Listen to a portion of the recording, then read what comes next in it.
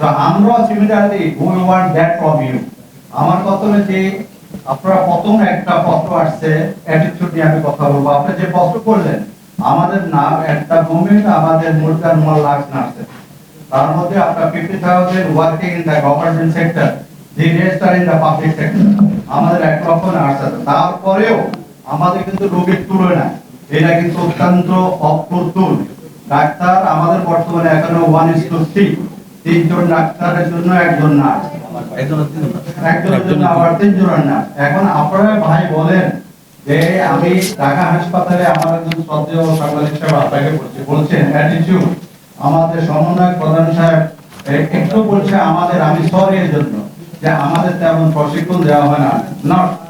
আমরা প্রশিক্ষিত, আমাদের প্রশিক্ষণ দেওয়া হয়, এতে কোনো সন্দেহ নাই। তবে যদি আপনার, উনি বলেছিলেন সমন্বয়ক, যদি একটা নার্সকে কিন্তু দেখা যায় আপনারা ওয়ার্ডে যাচ্ছেন, আপনারা ডাক্তারখানায় যাচ্ছেন না, যাচ্ছেন, আপনি বিকালে যান, সন্ধ্যায় যান, আপনার এক একটা ওয়ার্ডে 2 জন নার্স আছে 70 থেকে 80 জন রোগীর জন্য।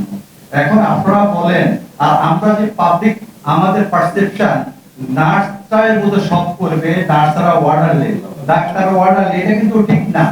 না, আমাদের নার্সদের যে ক্যাপাসিটি, এটা কিন্তু ক্যাপাসিটি আপনাদেরকে দেখতে হবে। আর কতখানি আমরা আপনাদেরকে খুশি ডাক্তার করবো, কতখানি সেবা দিতে পারবে, একটা ওয়ার্ডে 10 থেকে 20টা স্যালাইন চলছে, ব্লাড চলছে, এগুলো আমাদের তথ্য। সুতরাং অ্যাটিটিউডের ব্যাপারে আমাদের ঘাটতি নাই। আমাদের জব ডেসক্রিপশনের অভাব আছে, জব ডেসক্রিপশন আমাদের কর্মসূচি কিন্তু